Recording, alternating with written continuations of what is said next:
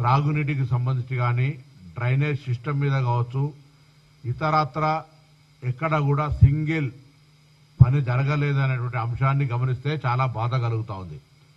అందుకే కంటోన్మెంట్ ఉప ఎన్నికల మాదిరిగా అక్కడి ప్రజలు ఏ విధంగానైతే అధికారంలో ఉన్నటువంటి రాష్ట్ర ప్రభుత్వ ప్రతినిధిగా గణేష్ గారిని గెలిపించుకున్నారో, ఇప్పుడు కూడా జూబ్లీహిల్స్ ఎన్నికల్లో అధికార పార్టీకి సంబంధించినటువంటి నవీన్ యాదవ్ గారిని గెలిపించుకోవడం ద్వారా ఈ నియోజకవర్గాన్ని కూడా అభివృద్ధి చేయాలనే ఆలోచనతో జూబ్లీహిల్స్ ప్రజలు ఉన్నారు.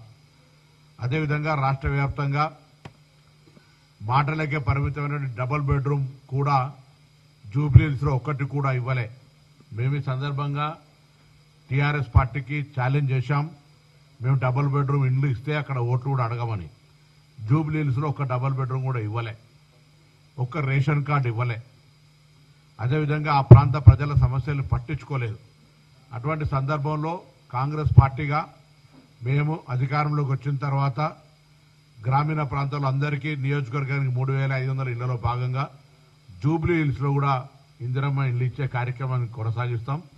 ఇప్పటికే గౌరవ గృహ నిర్మాణ శాఖ మంత్రి గారు 1+1 కట్టుకోవడానికి కూడా హైదరాబాద్ లాంటి అర్బన్లో మరి స్థలాల అవైలబిలిటీ తక్కువ కాబట్టి ఆ ఇందిరమ్మ ఇళ్ల నిర్మాణం ప్రక్రియను కూడా వేగవంతం చేస్తాం.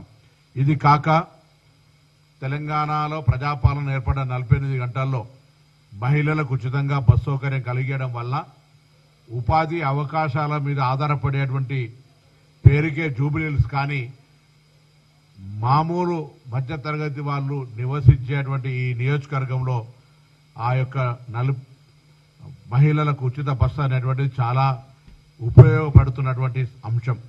అది కాక ఆ నియోజకవర్గంలోనే దాదాపు 63,000 మందికి, అంటే రాష్ట్ర వ్యాప్తంగా ఎక్కడ అర్హత ఉంటే అక్కడ ఉప ఎన్నికల దృష్ట్యా ఉప ఎన్నికల వరకే పరిమితం కాకుండా రాష్ట్ర వ్యాప్తంగా ఈ రోజు కూడా అర్హత కలిగిన ప్రతి వ్యక్తికి రేషన్ కార్డు ఇవ్వడం కానీ పేర్లు జోడించుకునే అంశం మీద ఎప్పుడు నిరంతర ప్రక్రియ తీసుకున్నాం.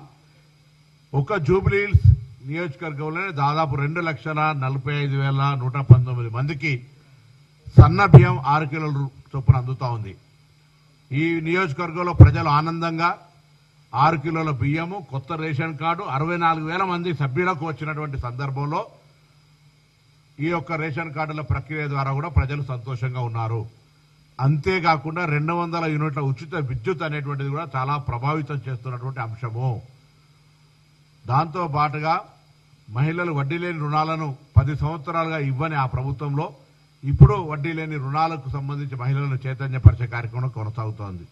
ఇది కాక తెలంగాణ సాధనకు ఉపయోగపడ్డ తెలంగాణ నిరుద్యోగ అంశము, ఉద్యోగాలకు సంబంధించి కూడా తెలంగాణ రాష్ట్ర వ్యాప్తంగా ఒక నిరుద్యోగ లోపల సానుకూల వాతావరణం, కాంగ్రెస్ ప్రభుత్వంలో ఉద్యోగాలు నియామకాలు చేపడుతున్నారు అనేటువంటి ఆలోచన అక్కడ ఉండబడేటువంటి ఉన్నత విద్యలు చదువుకొని ఉద్యోగాల కోసం చూస్తున్న వాళ్ళతోటి సానుకూలంగా కనబడతా ఉన్నటువంటి పరిస్థితి. ఈ సందర్భంలో ఇన్ని సానుకూలంగా మాకు ఉండడము, 10 సంవత్సరాలుగా టీఆర్ఎస్ పార్టీ ఆ నియోజకవర్గంలో ఏమి చేయకపోవడంతో ఎన్నికల్లో ఆ టీఆర్ఎస్ పార్టీ అభ్యర్థిని గెలిపించడానికి ఆ నియోజకవర్గ ప్రజలు వారి వైఫల్యాల మీద చర్చ జరగకుండా ఉండాలని డైవర్షన్ పార్టీస్ చేస్తూ ఉంది టీఆర్ఎస్ పార్టీ.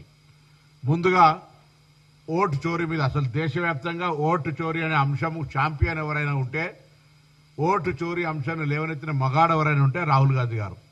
అటువంటి ఓటు చోరీకి సంబంధించి దేశవ్యాప్తంగా ఉద్యమం జరుగుతుంటే ఇక్కడ టీఆర్ఎస్ పార్టీ బీజేపీ కలిసి 10 సంవత్సరాలు కేంద్రంలో రాష్ట్రంలో అధికారంలో ఉన్న వీళ్లు కొత్త విచిత్రంగా మరి ఓటు చోరీ మీద మాట్లాడుతూ ఉన్నారు.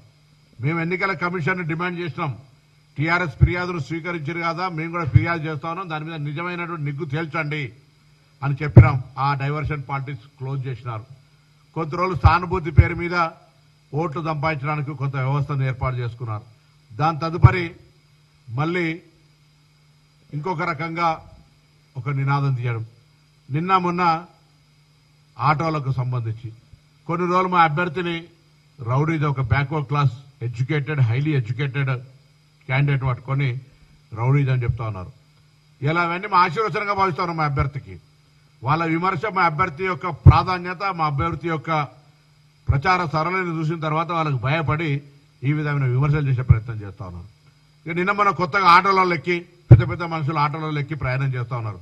నేను అడుగుతా ఉన్న టీఆర్ఎస్ పార్టీని రవాణా శాఖ మంత్రిగా 2012లో బొత్స సత్యనారాయణ గారు రవాణా శాఖ మంత్రిగా ఉన్నప్పుడు తప్ప కనీసం కొత్త వాళ్ళు ఉపాధి ఆటో కార్మికులుగా ఆటో వాళ్ళుగా వాళ్ళ కుటుంబాలను నడుపుకునే అవకాశాన్ని కూడా మీరు ఇవ్వలే.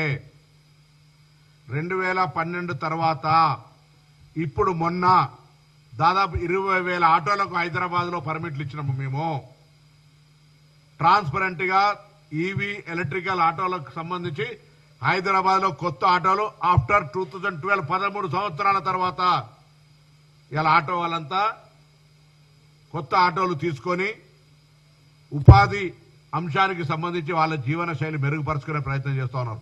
ఎస్, మా ఎలక్షన్ ప్రామిస్ ఉంది, కానీ మీరు చేసిన ఆర్థిక సంక్షోభం ఆర్థిక విధ్వంసం వల్ల ఆ పథకాన్ని అమలు చేయలేకపోతుండొచ్చు. తప్పకుండా నా తెలంగాణ రాష్ట్ర ఆటో కార్మికులందరికీ విజ్ఞప్తి చేస్తాను, అది తప్పకుండా అమలు చేస్తాం.